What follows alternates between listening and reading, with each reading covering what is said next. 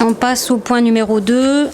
C'est le traditionnel point sur l'autorisation d'ouverture de certains commerces le dimanche pour 2020.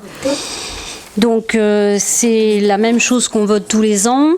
Depuis 2014, les élus métropolitains ont souhaité autoriser l'ouverture de certains commerces le dimanche, avec pour 3 principes. C'était bien pour s'opposer même à la généralisation du travail du dimanche. C'était mettre une attention particulière à nos commerces de proximité de centre-bourg et l'attachement qu'on a bien sûr au dialogue social territorial.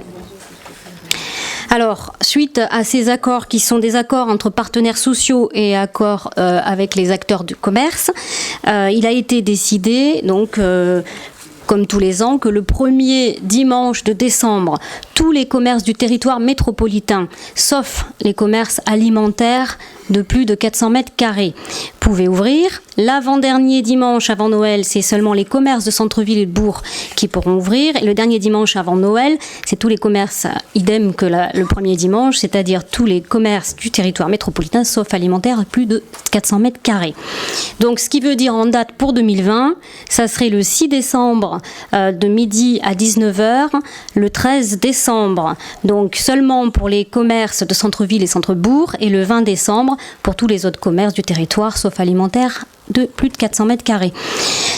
Ce qu'on doit aujourd'hui faire, c'est adopter ces dates-là, et aussi, plus spécifiquement aux Sorinières, les 5 ouvertures dominicales pour notre concessionnaire auto,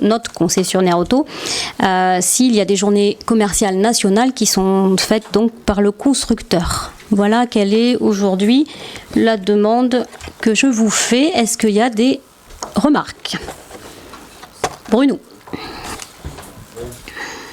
Je vais être un peu plus long cette fois-ci, mais je vais faire court quand même, je vous rassure. Non, moi je vais pas vous surprendre.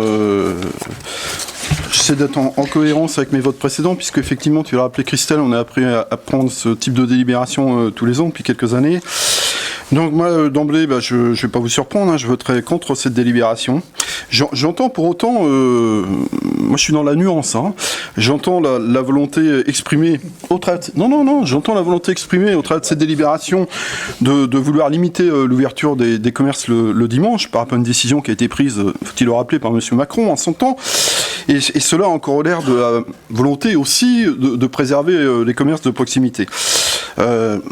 C'est une intention tout à fait louable. Permettez-moi de douter de l'efficacité, si on prend notamment l'exemple de l'ouverture du magasin Auchan, qui lui est ouvert tous les dimanches. Donc quand on veut limiter l'ouverture au commerce alimentaire,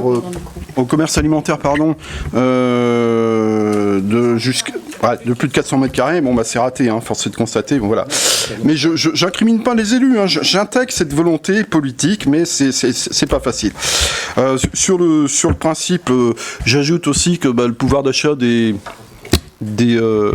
habitants, il n'est pas extensible, il n'y a pas un pouvoir d'achat pour consommer le dimanche et un autre la semaine, ça pose aussi la question de l'augmentation des salaires. Donc je doute de l'argument de l'augmentation du chiffre d'affaires pour les magasins. Ça a très bien marché pour information sur le premier dimanche. Je doute que ce soit un peu moins le cas sur les 2 dimanches à suivre. Mais au-delà de ces aspects-là et de cette question, pour moi, l'ouverture des commerce le dimanche pose aussi la question de la société dans laquelle nous voulons et nous souhaitons vivre. C'est le projet de société. Est-ce que le travail dominical répond effectivement à une demande de la population ou au contraire, est-ce les commerces eux-mêmes qui créent le besoin ? Est-ce que nous devons privilégier l'avoir au détriment de l'être ? C'est-à-dire la présence auprès des siens notamment. Et aussi, il y a un impact en ce qui concerne bien évidemment les rythmes de travail, la multiplication des heures atypiques. Je rappelle que souvent ce sont des femmes qui sont concernées, des temps partiels, qui sont bien évidemment autant de facteurs de désynchronisation de nos vies, de nos emplois et du temps. Est-ce qu'on veut une société où les repères collectifs se délitent, où l'individualisation des temps s'impose, une société où l'on travaillerait, communiquerait, consommerait en continu, sans fin. Nous impose actuellement le travail sans fin. Au contraire, dans ce monde frénétique où nous croisons sans prendre le temps de nous arrêter, le dimanche, pour moi, doit rester un moment privilégié, commun à chacun et chacune d'entre nous, un temps pour le repos, un temps pour soi et pour les autres, c'est-à-dire la famille, la pratique sportive ou culturelle, loin d'une société centrée sur la consommation. Alors peut-être que certains vont me répondre que c'est un combat d'arrière-garde, c'est l'ancien monde. Ah ben non, moi je rétorquerai à ceux qui tiennent ce discours-là que pour moi c'est un combat pour l'avenir, celui de la société que nous voulons construire pour nos enfants. Merci Bruno. Est-ce que quelqu'un d'autre veut intervenir ? Alors je pense que je ne vais pas changer dans ma position. Depuis 2014, je m'oppose fermement à l'ouverture des magasins le dimanche. Je pense qu'il faut respecter la vie familiale. Il faut respecter aussi, comme le dit Bruno, ceux qui travaillent le dimanche, bien souvent contraints. Je pense que ce n'est pas de plaisir qu'ils vont travailler. Quand on écoute certains, on sait très bien qu'il y a des menaces derrière tout ça. Donc moi je m'oppose parce que je pense qu'on peut vivre autrement. Il y a moyen aujourd'hui, les magasins sont ouverts de plus en plus tard avec des horaires d'ouverture beaucoup plus importants. Je pense qu'aujourd'hui tout le monde peut faire ses courses autrement que le dimanche. Donc je suis contre l'ouverture le dimanche. D'autres interventions ? Bon, Christian ? Alors, dans ce qu'a dit Bruno, comme ce qu'a dit également André, est évident qu'on est certainement nombreux à partager le fait qu'il n'y a pas besoin forcément d'ouvrir les magasins un peu encore plus que ce qui sont ouverts. Ça, je suis tout à fait d'accord. Moi, je voterai pour la bonne raison que c'est le fruit d'un accord, comme tu l'as dit, ça fonctionne bien le premier week-end en 2019, là on vote pour 2020, hein, vous n'oubliez pas. Mais c'est un effort qui est proposé en dialogue entre les représentants des commerçants et certains représentants syndicaux, et la métropole étant là pour essayer de faire de la médiation entre les syndicats qui défendent justement le non-travail le dimanche et les commerçants qui, pour des raisons qui sont les leurs, souhaitent ouvrir davantage. Donc, je crois qu'il y a à souligner le travail qui est porté par la métropole pour essayer de limiter au nombre de dimanches qui sont indiqués et dans les conditions qui sont indiquées. Sinon, c'est la gabegie, et certains, pour ne pas subir la concurrence des autres, vont encore ouvrir davantage, etc.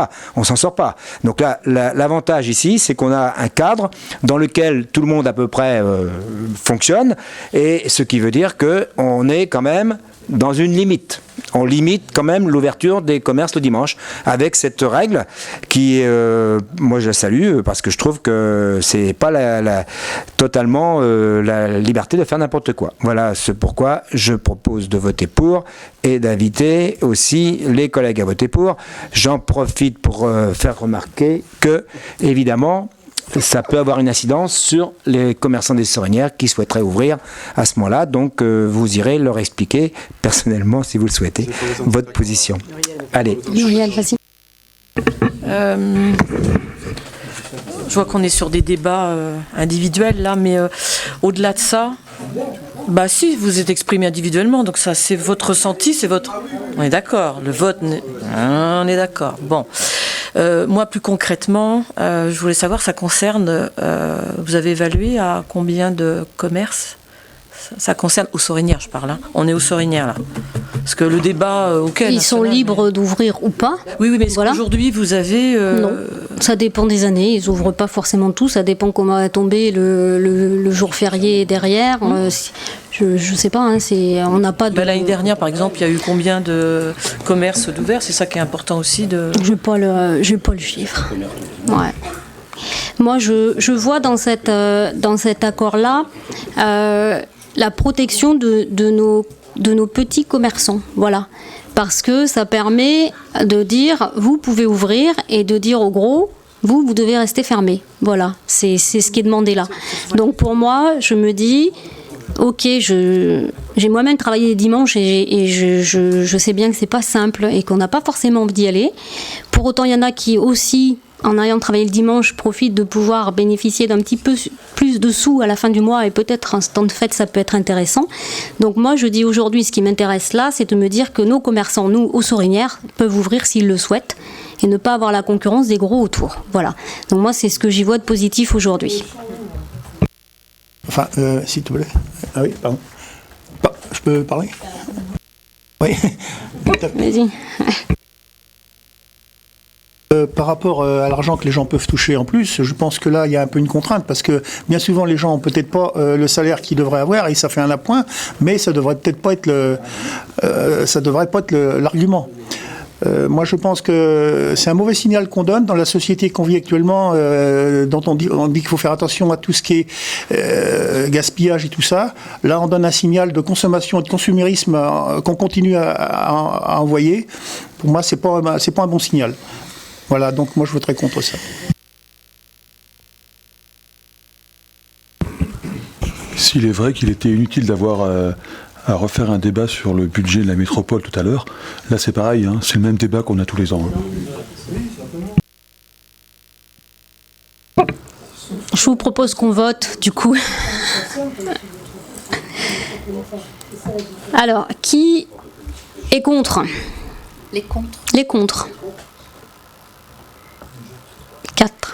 4. Qui s'abstient? Moi pour Cathy. 1, 2, 3, 4, 5. Donc 5. Je compte 5, hein, c'est ça? Les noms.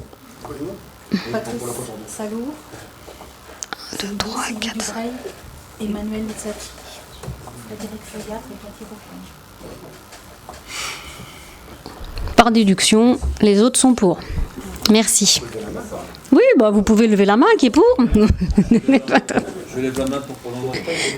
Oui, bah oui, tu fais. Merci.